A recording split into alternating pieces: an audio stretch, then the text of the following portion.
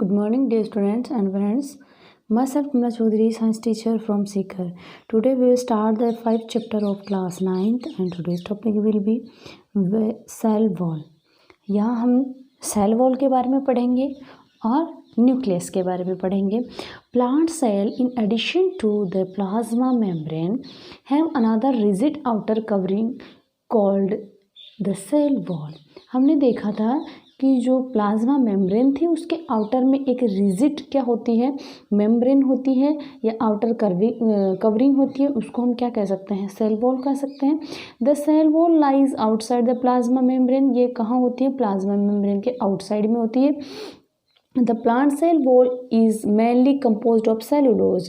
Plant cell होती है mainly किससे बनी हुई होती है, सेलुलोज से बनी हुई होती है. Cellulose is a complex substance. Cellulose क्या है, एक कॉम्प्लेक्स सब्सटेंस है and provides structural strength of plant. ये क्या करता है, प्लांट को स्ट्रेंथ देता है. कौन, cellulose. When a living plant cell loose water through osmosis there is shrinking और contraction of the contents of the cell away from the cell wall. यहाँ हम लिविंग प्लांट्स की बात करें कि जो वाटर होता है वो क्या करता है कि ऑस्मोसिस के थ्रू क्या है, इन या आउट होता है. This phenomena is known as plasmolysis. इसको हम क्या कह सकते हैं, प्लाज्मोलाइसिस कह सकते हैं. कैसे कि ऑस्मोसिस के थ्रू वाटर को एब्जॉर्ब किया है, देन तो वो क्या हो जाएगी, स्वेल हो जाएगी. और अगर इसने लूज़ किया वाटर तो देन क्या हो जाएगी, श्रिंक हो जाएगी या कॉन्ट्रैक्ट यानी पिचक जाएगी. इसको हम क्या कह सकते हैं, प्लाज्मोलाइसिस कहते हैं. We can observe this phenomena by preferring the following activity.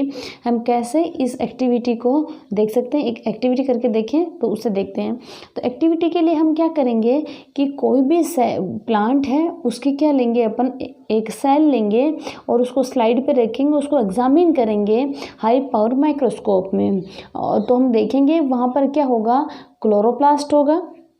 ठीक है, वो क्या होता है, ग्रीन कलर लिए होगा जिसको हम क्लोरोफिल कह सकते हैं. और उसके ऊपर अपन क्या रखेंगे, स्ट्रॉन्ग सॉल्यूशन रखेंगे शुगर और सॉल्ट का.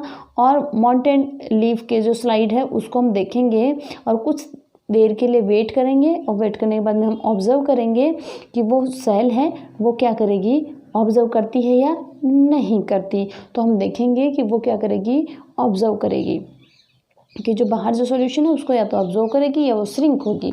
अगर बाहर की जो कंसंट्रेशन ज़्यादा होगी देन तो ऑब्जर्व कर लेगी और कम होगी तो वो श्रिंक हो जाएगी. दूसरी एक्टिविटी हम करके देखते हैं कि कोई लीव्स लेते हैं, उसकी हम क्या लेते हैं, स्लाइड लेते हैं और लीव को क्या क्या बॉईल करते हैं, बॉईल करके उसकी स्लाइड लेते हैं और उसके बाद में हम सेम एक्टिविटी उस पर अप्लाई करते हैं और माइक्रोस्कोप में हम देखते हैं और उसी सॉल्यूशन के अंदर उसको रखते हैं. कुछ देर के बाद में फिर ऑब्जर्व करते हैं तो हम देखते हैं कि वो ऑब्जर्व करेगी उस सॉल्यूशन को या नहीं करेगी, या इसके अंदर प्लाज्मोलाइसिस होगा या नहीं होगा. तो हम कुछ देर के बाद में हम देखेंगे तो देखेंगे कि जो लिविंग सेल थी उसने तो क्या की थी, वो एक्टिविटी की जिसकी बात करें प्लाज्मोलाइसिस वो होगी उसमें. और जो डेड सेल थी उसमें कोई प्लाज्मोलाइसिस या ऑस्मोसिस प्रोसेस है वो नहीं होगी. तो यहाँ हम बात करें, cell wall permit the cell of plasma plants fungi and bacteria to withstand very dilute या हाइपोटोनिक, जिसके बारे में हम पढ़ चुके हैं, hypotonic, hypertonic and isotonic tonic external media without bursting. In such media, the cell tend to take up water by osmosis. The cell swell, building up pressure against the cell wall.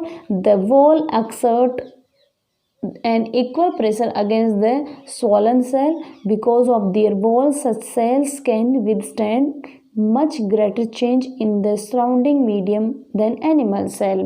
इसका मतलब हमने देखा था hypotonic होगा तो उसके अंदर क्या होगा, वो श्रिंक होगी. कैसे कि जो कंसंट्रेशन होगी जब तक इक्वल नहीं होगी सेल और सॉल्यूशन की तब तक उसके अंदर प्रोसेस है ऑस्मोसिस वो चलती रहेगी.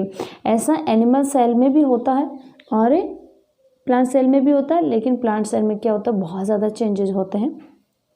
ठीक है, तो हमने देखा कि जो सेल वॉल है प्लांट सेल में क्या होता है, सेल मेम्ब्रेन होती है, वैसे ही सेल वॉल के अंदर क्या होगा, वो फंक्शन सेल वॉल करेगी. तो ये दोनों में ही होता है, प्लांट में और एनिमल में। उसके बाद में हम आगे जो ऑर्गेनल होगा वो हम देखेंगे न्यूक्लियस। न्यूक्लियस के बारे में देखेंगे। Remember the temporary amount of onion peel we prepared. We क्या हम कह सकते हैं या कर सकते हैं कि ऑनियन जो पील है उसको प्रिपेयर कर सकते हैं। We had put iodine solution on peel. Why, हम क्या करते हैं, ऐसा करने के लिए आयोडीन सॉल्यूशन उसको रखते हैं। ऐसा क्यों करते हैं, क्यों हम देखते हैं कि जैसे हम आयोडीन सॉल्यूशन उसके ऊपर रखेंगे देन जो ऑनियन की जो स्लाइड्स या जितने भी लेयर्स होती हैं वो क्या है, इवेंचुअली क्या हो जाती है, कलर्ड हो जाएंगी। According to their chemical composition, different region of cell get colored differentially. जैसे ही हम उसके अंदर सॉल्यूशन ऐड करेंगे देन उसके जो डिफरेंट कंपोजिशन होगा, केमिकल कंपोजिशंस या उसकी जो लेयर होगी वो डिफरेंट कलर हो जाएगी। तो एक दूसरे से वो डिफ्रेंशिएट हो जाएगी और डिफ्रेंशिएट होने से इजीली हम उनको वहाँ से रिमूव कर सकते हैं। Some regions appear darker than the other regions. कुछ डार्क हो जाएंगे और कुछ डार्क नहीं होंगे। क्यों? क्योंकि उनका केमिकल कंपोजिशन जैसा होगा उसी के अकॉर्डिंग होगा। Apart from iodine solution we could also use safranin solution और methylene blue solution to stain the cell.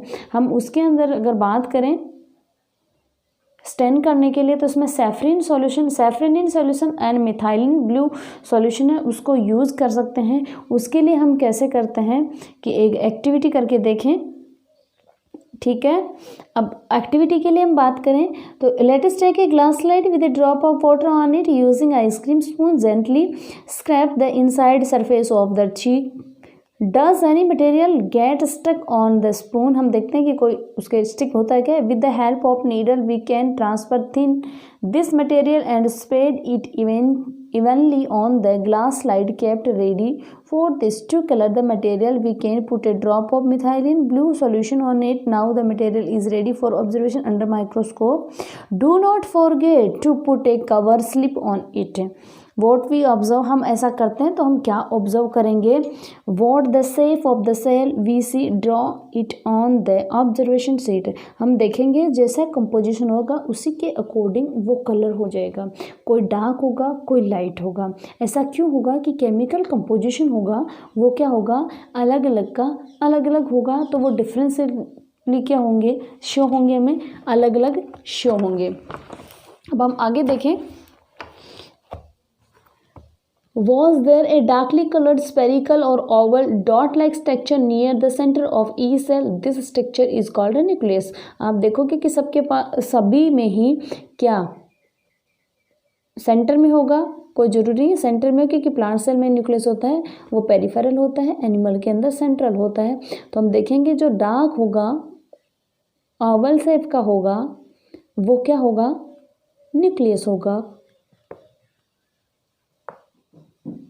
The nucleus has A double layer covering. अब जो न्यूक्लियस होता है उसके अंदर क्या होता है, डबल लेयर कवर होता है, ठीक है, यानी डबल मेम्ब्रेन होती है, उसको हम न्यूक्लियर मेम्ब्रेन कह सकते हैं। The nuclear membrane has pores which allow the transfer of material from inside the nucleus to its outside. अब यहाँ है न्यूक्लियस है, उसकी जो मेम्ब्रेन है डबल लेयर, उसके अंदर पोर होते हैं, वो अलाउ करते हैं कुछ सब्सटेंसेस को मेम्ब्रेन यानी कि न्यूक्लियस से बाहर आने के लिए। That is so the cytoplasm which talk about the section. हम बात करेंगे जो साइटोप्लाज्म है जो आगे, यानी जो न्यूक्लियस होगा वो साइटोप्लाज्म के अंदर पड़ा रहता है। यहाँ हम बात करें सेल वॉल होगी, सेल वॉल या सेल मेम्ब्रेन के बाद में हम बात करें साइटोप्लाज्म के बाद में देखते हैं न्यूक्लियस। तो यहाँ न्यूक्लियस मेम्ब्रेन है वो क्या कर रही है, सब्सटेंसेस को क्या है, ट्रांसफ़र होने में हेल्प कर रही है, यानी कि सेमी परमेबल होगी ये भी। जैसे कि हमने सेल मेम्ब्रेन में देखा था कि आउटर साइड से और सेल के इन साइड से कौन सा सब्सटेंस बाहर जाएगा और कौन सा नहीं जाएगा या कौन सा आएगा, ये भी हमने देखा था। वैसे ही यहाँ पर क्या होता है, न्यूक्लियस मेम्ब्रेन काम करती है। The nucleus contain chromosomes which are visible as rod-shaped structures only when the cell is about to divide. यहाँ हम बात कर रहे हैं कि जो सेल है उसका जो न्यूक्लियस होगा उसके अंदर क्रोमोसोम होंगे और वो विजिबल होंगे रॉड शेप्ड में। कब? जब सेल डिवाइड होने वाली होती है। Chromosomes contain information for the inheritance of features from parent to next generation in a form in the form of DNA deoxyribose nucleic acid. DNA की फुल फॉर्म है molecule. जो क्रोमोसोम होते हैं उसके अंदर इंफॉर्मेशन होती है पैतृकता की, वो फीचर्स होते हैं जो पेरेंट्स से क्या होते हैं उसकी नेक्स्ट जनरेशन में क्या होता है ट्रांसफर होते हैं थ्रू द डीएनए। तो डीएनए की फुल फॉर्म क्या हुई, deoxyribose nucleic acid. Chromosomes are composed of DNA and protein. Chromosome होता है वो किसका बना होता है, डीएनए एंड प्रोटीन का बना होता है। DNA molecule contain the information necessary for constructing and organizing cells. हम बात करें यहाँ पर डीएनए मॉलिक्यूल होता है वो क्या करता है, इन्फॉर्मेशंस होती है उसके अंदर, जो ऑर्गेनाइजिंग होती है, जो सेल होती है उसकी सारी की सारी इन्फॉर्मेशन किस में होती है, डीएनए में होती है। Functional segment of DNA are called genes. जो डीएनए का जो सेगमेंट जो फंक्शनल होता है उसको हम क्या कहते हैं, जीन कहते हैं। In a cell which is not dividing, जो सेल नॉट डिवाइड नहीं होती, this DNA is present as part of chromatin material. वो किस में होता है, क्रोमेटिन मटेरियल में प्रेजेंट होता है। Chromatin material is visible as entangled mass of thread like structure. अब यहाँ हम बात करें क्रोमेटिन होता है वो कैसा होता है, बहुत ही बड़ा होता है और वो थ्रेड लाइक स्ट्रक्चर लिए हुए होता है। Whenever the cell is about to divide the chromatin material gets organized into chromosomes. अब पहले तो क्या होता है, जो क्रोमोसोम होते हैं वो क्रोमेटिन मटेरियल लाइक होते हैं और जब वो डिवाइड होने वाली होती है तब हम उनको देखते हैं कि क्रोमोसोम्स के एक फॉर्म लिए हुए होते हैं, यानी कि मोटे होते हैं और छोटे होते हैं। The nucleus play a central role in cellular reproduction. यहाँ न्यूक्लियस है बहुत ही इंपॉर्टेंट रोल प्ले करता है जब भी सेल का डिवीजन होता है। The process by which a single cell divide and forms two new sales.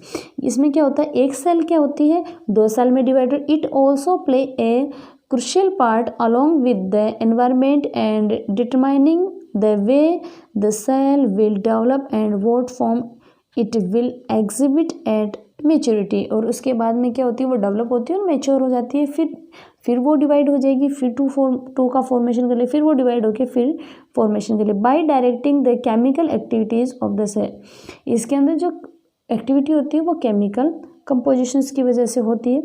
In some organism like bacteria, the nuclear region of the cell may be poorly defined due to the absence of a nuclear membrane। हम bacterias की बात करें तो bacteria के अंदर क्या होता है, जो सेल का जो न्यूक्लियस होता है वो क्या होता है, पुअरली डिफाइन कर सकते हैं। क्यों, क्योंकि उसके अंदर सेल मेम्ब्रेन क्या होती है, प्रेजेंट नहीं होती है, ठीक है, एब्सेंट होती है। Such as undefined nuclear region containing only nucleic acid is called a nucleoid. यहाँ हम बात करें कि न्यूक्लियर रीजन होता है वो कंटेन करता है न्यूक्लिक एसिड, इसको हम न्यूक्लियोइड कह सकते हैं। Such organism whose cell lack a nuclear membrane. जो ऑर्गेनिज्म होता है उसमें क्या होता है, न्यूक्लियर मेम्ब्रेन नहीं होती है, उनको हम क्या कहते हैं, प्रोकैरियोटिक कह सकते हैं। प्रो मतलब प्रिमिटिव या प्राइमरी, कैरियोट मतलब कैरियन या न्यूक्लियस।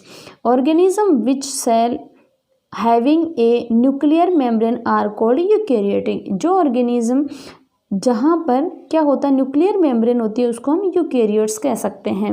यानी प्रोकैरियोट कौन होता है, जिसके अंदर न्यूक्लियर मेम्ब्रेन होती है, और प्रोकैरियोट कौन से होते हैं, जिसके अंदर वेल कंबाइन होता है, यानी कि मेम्ब्रेन प्रेजेंट नहीं होती है, न्यूक्लिक मेम्ब्रेन नहीं प्रेजेंट होती, उसको हम प्रोकैरियोटिक कहते हैं। तो आई होप आपको ये अच्छे से समझ आया है और आप अच्छे से समझ रहे हैं। कोई डाउट है तो मुझे कमेंट में भेजें ताकि अगली क्लास में उसको क्लियर कर दिया जाएगा। आज के लिए बस इतना ही। Thank you.